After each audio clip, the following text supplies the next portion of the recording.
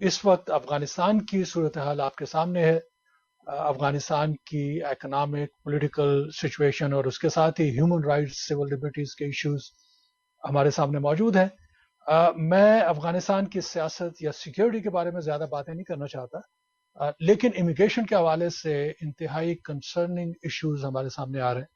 اور کیونکہ اس پروگرام کو ہمارے بہت سے افغانی بہن بھائی بھی دیکھتے ہیں اور ان کے قریبی رشتہ دار جو سفرنگ سے گزر رہے ہیں اور جن کے لیے مسائل کا سامنا کرنا پڑ رہا ہے. 2 ای میلز ایسی ہیں جس میں 2 افغانی امریکن سٹیزنز کے بہت ہی کلوز ریلیٹیوز افغانستان میں اسٹرینڈڈ ہیں اور وہ یہ معلوم کرنا چاہ رہے ہیں کہ کس طریقے سے انہیں وہاں سے ایویکویٹ کیا جا سکتا ہے. گو کہ آپ کو معلوم ہے کہ اس وقت میں سمجھتا ہوں کہ امریکن ہسٹری کی یہ ایک بہت بڑی ہسٹوریکل غلطی ہے جس کی وجہ سے یہ معاملات ہمارے سامنے آئے ہیں. Again this becomes a political issue. میں زیادہ اس پہ بات نہیں کرنا چاہ رہا, لیکن میری بات کے علاوہ اگر آپ یونائٹڈ اسٹیٹ کے تمام بڑے بڑے مین اسٹریم نیوز پیپر بھی اٹھا کے دیکھ لیتے ہیں جن کی بڑی کنزرویٹو پالیسیز تھی, تو ان کی جانب سے بھی اس کے بارے میں بڑا کرٹیسزم دیکھنے میں آ رہا ہے. جہاں تک ایویکویشن کا تعلق ہے تو آپ کو معلوم ہے کہ اس سلسلے میں امریکن گورنمنٹ کی جانب سے پوری کوشش ہی کی جا رہی ہے. بائیڈن ایڈمنسٹریشن کا یہ کہنا ہے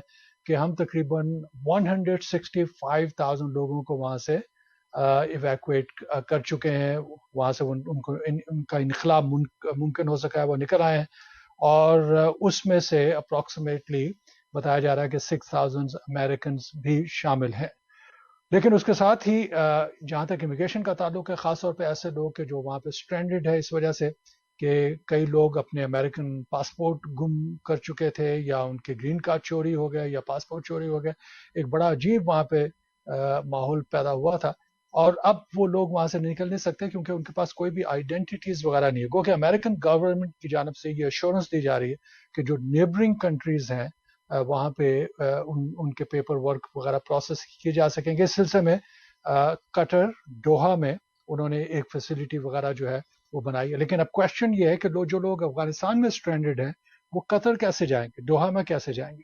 تو یہ تمام چیلنجز ہمارے سامنے آ رہے ہیں, اور اس کے ساتھ ہی سب سے بڑا یہ چیلنج ہے کہ امریکن ایمبیسی جو ہے مکمل طور پہ بند ہو چکی ہے. ایک ایسی امریکن ایمبیسی جو دنیا کی سب سے بڑی امریکن ایمبیسی تھی اور جس میں تقریباً 1400 امریکن کام کرتے تھے, 4000 امپلائیز وہاں پہ موجود تھے.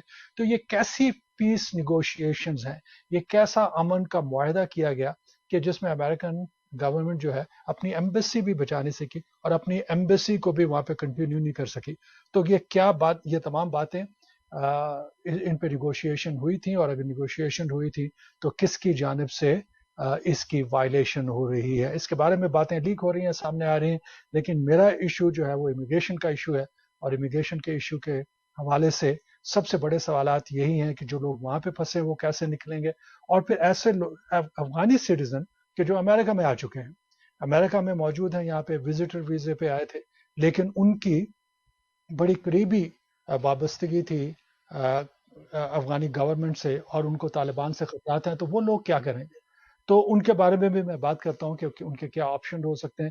جو لوگ سٹرینڈڈ ہیں وہاں پہ ان کے لیے امریکن گورنمنٹ جو ہے وہ پالیسیز بنانے کی کوشش کر رہی ہے, لیکن یہاں پہ لوگ جو آئے ہیں ان کے بارے میں آپ کو مزید اطلاعات دیتا ہوں اور اس کو ہم ڈسکس کرتے ہیں کیونکہ بڑا ہی امپورٹنٹ ایشو ہے. لیکن اس کے ساتھ ہی مجھے بتایا گیا کہ آپ کے ٹیلی فون کالز کا سلسلہ بھی جاری ہے. اپنے فرسٹ کالر کی طرف آتے ہیں. جی فرمائیے آپ کا سوال. Welcome to the show. Hi, thank you so much. میرا نام ماریا ہے and I wanted to know that I got my green card 2 years ago on April 19th and okay. I wanted to know when can I apply for my citizenship. I got married to a citizen. Okay, so I'm assuming that you got your green card on the basis of your marriage to a US citizen? Yes. Okay, and you have got your permanent green card, right? And it has been 2 years since? Okay. It's been well, 2 years. You can apply after 9 months because you are married to an American citizen. The marriage is still intact, I assume. In that case, you will be able to file the application after 9 months because they give you 3 months window. So you have to complete your 2 years and 9 months because the law says that after 3 years you become eligible. But at the same time, they give you a little break of 3 months. So you will be able to file the application after 2 years and 9 months. This is the information which I'm giving right now. But before you submit the application, seek another legal advice because the laws are changing very quickly. So you never know what would happen in the future. All right. All the best. Good luck. तो नाज़रीन वो लोग के जो अफ़गानिस्तान के citizen हैं और यहाँ पर इस वक्त आए हुए हैं और उनके लिए ये पॉसिबल नहीं है वो वापस जा सकें, उनके लिए दो मेन मेरा ख्याल है कि ऑप्शन जो हैं वो पैदा हो जाएंगे. एक ऑप्शन तो इस वक्त मौजूद है, दूसरा ऑप्शन किस तरह से पैदा होगा उसके बारे में भी मैं आपको बताता हूँ. लेकिन पहले एक और कॉलर हमारे साथ हैं, उनकी कॉल भी रिसीव करते हैं. जी हमारे next collar, welcome to the show. फरमाइए आपका सवाल. अस्सलाम वालेकुम रज़ी साहब. हेलो जी, वालेकुम सलाम. First of all, Aapse, thank you very much for the service you are doing. You know, this is an awesome community service that you are doing. Thank you very much for that. I also called last week and my call got disconnected. So my question is that my nephew, you know, he is getting married and, you know, his wife already got a B1, B2 visa. But my nephew is on green card over here. So there are two questions over here. Can the wife, after getting married in Pakistan, travel on B1, B2 after getting married? And then, especially after, you know, he applied for the adjustment of status or, you know, consular services. So, and again, you know, it's like when they apply for the adjustment of status, I mean, consular services in back home, can she still travel and go back? These are the two questions. Yeah. Thank you very much. Well, you need a very detailed analysis of it. You know, most of the callers make a call with very short questions so that I can understand it. In your question, there are layers and layers of complexity, so one has to look into it. Who is the petitioner? Petitioner is a green card holder? Yeah, petitioner is a green card holder. All right. Well, the first thing is, if somebody comes here on a visitor visa and they're filing the application for change of status, which is adjustment of status, Immigration Service can deny the application on the basis of presumption that the person traveled here, saying that he would be staying here for a short period of time, but there was a preconceived intention. In other words, the person wanted to come here and get married. So, but if let's say approximately 90 days or 3 months goes by, and after that the person filed the application, then the person will be in a different situation. So adjustment of status becomes very tricky because one has to be in legal status when the application is filed. And second thing is the visas must be current, which is current right now. So that's not a problem. But as far as traveling back to Pakistan is concerned, the applicant filed for something which is called advanced parole. They can only travel on advanced parole, not on a visitor visa. They can travel after the marriage. All right. So let's say if somebody gets married and wants to go back to Pakistan, fine, they can go back. There's no restriction. They don't have to get the advanced parole, and there's no need to file the adjustment of status application. But once the application is filed, that person cannot travel on the basis of B1, B2. The person can go back, but won't be able to come back. But here, they have to get the advanced parole. That becomes another complicated issue. With all sincerity, my advice would be to seek the help of a competent attorney.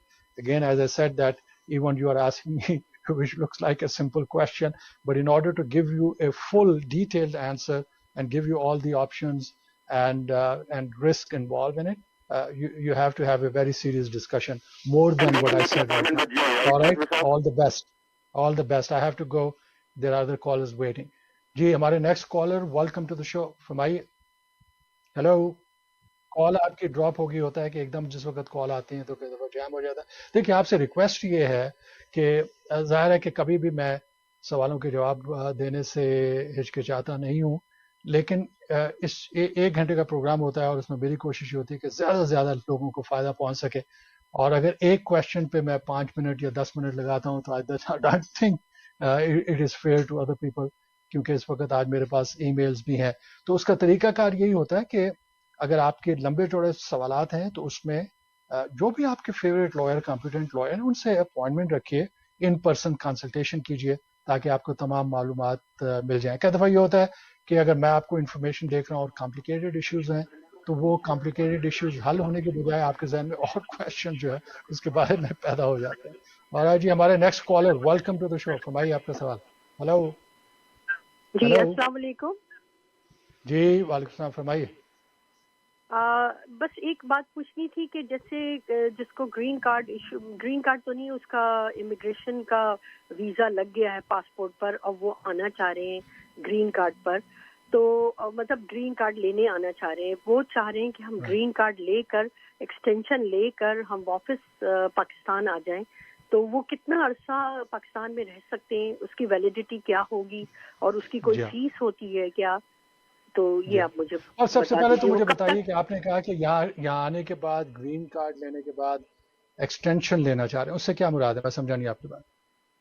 واپس وہ پاکستان جانا چاہتے ہیں، ان کے کچھ issues ہیں جو اٹکے ہوئے ہیں. اس میں کسی قسم کی ایکسٹینشن کی ضرورت نہیں ہوتی. ڈپینڈ کرتا ہے کہ کس کیٹیگری میں آ رہے ہیں. اگر گرین کارڈ ہے ان کا اور ان کا پرماننٹ گرین کارڈ ہے، 10 سال کا گرین کارڈ ہے، تو اس پہ یقیناً بغیر کسی ایکسٹینشن کے وہ ٹریول کر سکتے ہیں. That's not a problem. اور اس کے بعد پھر اگر پاکستان واپس جا رہے ہیں تو 1 سال تک پاکستان میں وہ یا پاکستان کے علاوہ کسی ملک میں جا رہے ہیں 1 سال تک ملک سے باہر رہ سکتے ہیں. ایک سال سے زیادہ وہ ملک سے باہر نہیں رہ سکتے. لیکن اس کے ساتھ ہی یہ ذہن میں رکھیے کہ اگر 6 ماہ سے زیادہ ان کا سٹے ہوتا ہے تو پھر سوالات پیدا ہونا شروع ہوتے ہیں کہ کیا یہاں پہ پرماننٹ ریزیڈنسی وہ رکھنا چاہتے ہیں یا اسٹیبلش کرنا چاہتے ہیں یا نہیں کرنا چاہ رہے. تو اس کے لیے انہیں ذہنی طور پہ تیار ہونا چاہیے. لیکن کسی بھی صورت میں اگر وہ 1 سال سے زیادہ رہنا چاہتے ہیں تو پھر انہیں اپلیکیشن ری انٹری پرمٹ کی دینی پڑے گی. تو پہلا جو ہے وہ 6 ماہ میں کوشش کریں واپس آ سکیں. اگر 6 ماہ میں نہیں آ سکے تو پھر ان کے پاس جسٹیفیکیشن ہونی چاہیے کہ کیوں 6 ماہ میں واپس نہیں آ سکتے. لیکن 1 سال سے زیادہ ان کا سٹے بیرون ملک نہیں ہونا چاہیے. اور جی گڈ لک. اور اس کی جی ہمارے نیکسٹ کالر فرمائیے. ہیلو. اور کال آپ کی ڈراپ ہو گئی. تو ناظرین میں بات کر رہا تھا ان افغانی سٹیزنس کی کہ جو یہاں پہ موجود ہیں اور وزٹر وغیرہ پہ آئے ہوئے ہیں، کیونکہ جو انالیسز میں پیش کرنے کی کوشش کر رہا تھا وہ اس وقت کی افغانستان کی صورتحال سے متعلقہ ہے. پہلا کویشچن یہ تھا کہ جو لوگ وہاں پہ افغانی امریکن افغانستان میں اسٹرینڈڈ ہے وہ کس طرح سے باہر نکل سکتے ہیں، اس ایشو کو میں نے کور کیا. اور دوسرا ایشو اب جو ہے وہ یہ کہ جو افغانی سٹیزن یہاں پہ موجود ہیں، وزٹر ویزے پہ آئے ہیں یا کسی اور وزٹر ویزے پہ آئے اور ان کے لیے یہ پاسبل نہیں ہے کہ وہ افغانستان واپس جا سکیں ان کی پولیٹیکل سچویشن کی وجہ سے یا ریلیجس سچویشن کی بنیاد کے اوپر، اور اگر ان کو کوئی خطرات ہیں اور جو پرابلمز آ رہی ہیں تو اس میں ایک تو جو واضح ان کے پاس راستہ موجود ہے وہ پولیٹیکل اسائلم کا ہے. تو گو کہ اسے پولیٹیکل اسائلم کہتے ہیں، لیکن اس کے اندر اور بھی بہت سی چیزیں آ جاتی ہیں، نہ صرف پولیٹیکل بیسز بلکہ اس کے علاوہ جو ہے 6 ادر بیسز ہیں جس کی بنیاد پہ وہ اپلیکیشن جو ہے وہ فائل کر سکتے ہیں. تو اگر ایسی آپ صورتحال میں ہیں، خاص طور پہ جو 2 ای میلز آئی ہیں اس میں یہ سوال کیا گیا تھا، تو ان دونوں سے میں یہ کہنا چاہوں گا کہ اس کے بارے میں تفصیل سے مشورہ لیجئے جو بھی کمپیٹنٹ اٹرنی ہے، لائسنس اٹرنی ہے، اور ان سے معلومات حاصل کرنے کے بعد آپ اس آپشن کو استعمال کر سکتے ہیں. دوسرا ایک طریقہ جو ہے وہ ٹی پی ایس کا، لیکن افغانی سٹیزن کے لیے ابھی تک T P S temporary protected status جو ہے ابھی تک اپروو نہیں ہوا ہے. تو اب دیکھنا یہ ہے کہ اگر وہ صورتحال بن جاتی ہے تو پھر اس صورت میں اس کے لیے بھی وہ اپلائی کر سکیں گے. لیکن جو باہر سے آ رہے ہیں ان کو بیسکلی جو ہے وہ اسپیشل امیگرینٹ کی کیٹیگری میں لایا جا رہا ہے، یا بہت سے لوگ جو ہے وہ ریفیوجی بن کر یہاں پہ آ رہے ہیں. جی مجھے بتایا گیا کہ کچھ اور کالرز موجود ہیں. جی اگر ایسی صورتحال ہے تو، اور اس کے ساتھ ہی مجھے یہ بھی کہا گیا کہ بریک کا وقت بھی ہو گیا، ٹائم گزرتے ہوئے پتہ نہیں چلتا. ہمارا فرسٹ سیگمنٹ، اس کے بعد ابھی 2 سیگمنٹ ہمارے پاس موجود ہیں اور آپ کی بہت سی ای میلز ہیں جسے میں کور کرنے کی کوشش کروں گا. جہاں